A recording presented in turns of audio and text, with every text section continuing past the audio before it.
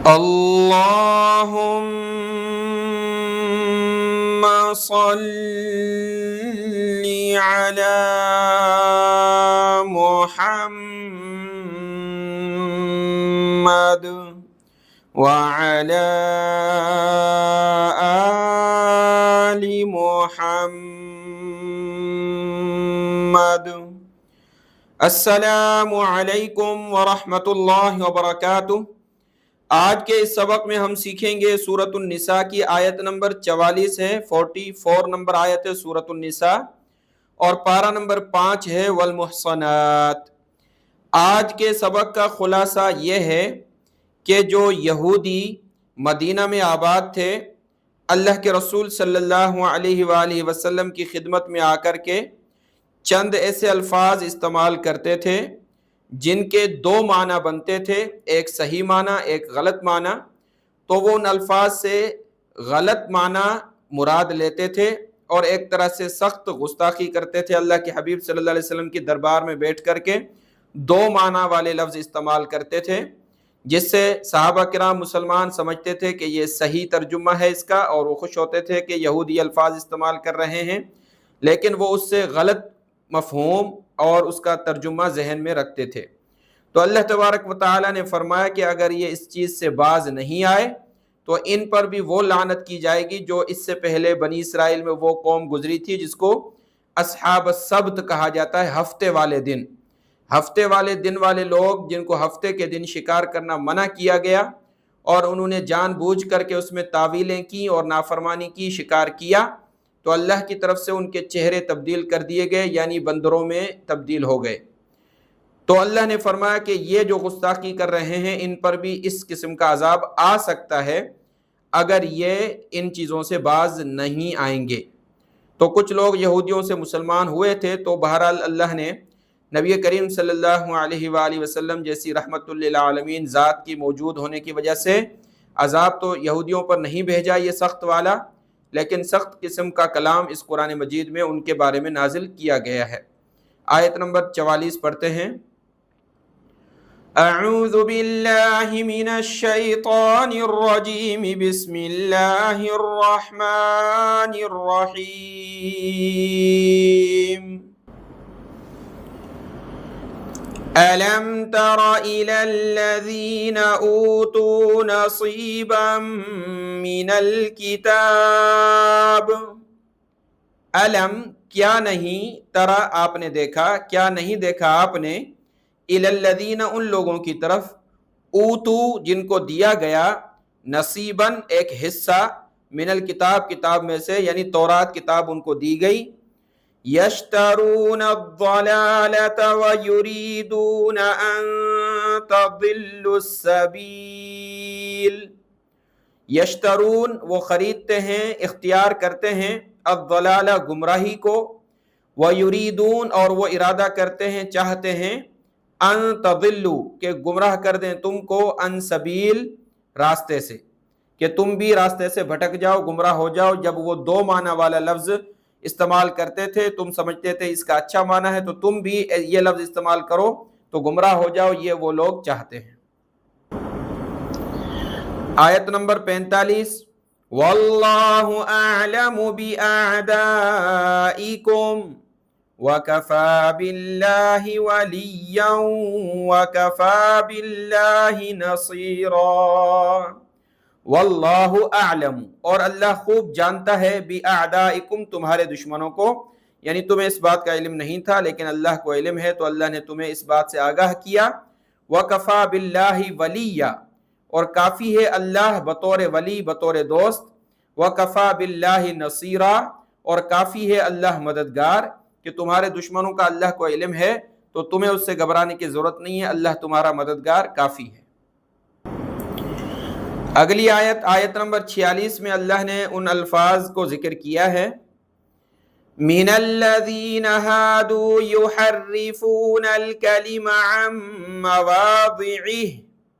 من الذین ان لوگوں سے، ہادو جو یہودی ہیں، یحرفون الکلم وہ بدل دیتے ہیں کلمات کو، عن مواضعہ اس کی اصل مقامات سے، یعنی اصل جگہ سے جس لفظ کو نکالنا ہے زبان سے تو اس کو ہیر پھیر کر کے نکالتے ہیں. وَيَقُولُونَ سَمِعْنَا وَعَصَيْنَا وَاسْمَعْ غَيْرَ مُسْمَعٍ وَرَاعِنَا لَيًّا بِأَلْسِنَتِهِمْ وَطَعْنًا فِي الدِّينِ. وَيَقُولُونَ اور وہ کہتے ہیں، یعنی جو لفظ ہے سمعنا وعصینا، سمعنا ہم نے سن لیا، وعصینا اور ہم نے نافرمانی کی. اللہ کے حبیب صلی اللہ علیہ وسلم کی خدمت میں جو بات ہوتی تھی سنتے تھے، کیا کہتے تھے؟ سمعنا ہم نے سن لیا، وعصینا اور ہم نے نافرمانی کی. کس کی؟ یعنی اس بات کے علاوہ جو دوسرے آپ کے مخالف ہیں ان سب کے بات کی ہم نے نافرمانی کی. حالانکہ یہ لفظ کہنے کی ضرورت نہیں تھی، تو اس سے کیا مراد لیتے تھے؟ ہم نے آپ کی بات سن لی اور آپ کی بات کی ہی نافرمانی ہم نے کر لی، نہیں مانتے یعنی. لیکن صحابہ کرام کیا سمجھتے تھے؟ یہ کہہ رہے ہیں ہم نے سن لی بات آپ کی، اس کے مخالف جتنی باتیں سب کی ہم نے نافرمانی کر لی. تو دو معنی اس کے بنتے ہیں.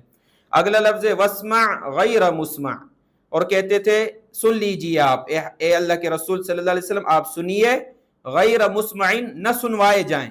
یعنی آپ ہماری بات سنیں، خوشگوار بات آپ سنیں، اس کے بعد جو بری باتیں ہیں، تکلیف دہ بات، وہ آپ کو سننے کو نہ ملیں، تکلیف والی باتوں سے آپ دور رہیں. اور دوسرا ترجمہ کیا ہے؟ واسمع، سن لیجیے ہماری بات، غیر مسمعین، یہ سنائی نہ جائے آپ کو بات، یعنی ہماری خوشگوار کوئی بات آپ سن نہ پائیں. دو معنی اس کے بنتے ہیں.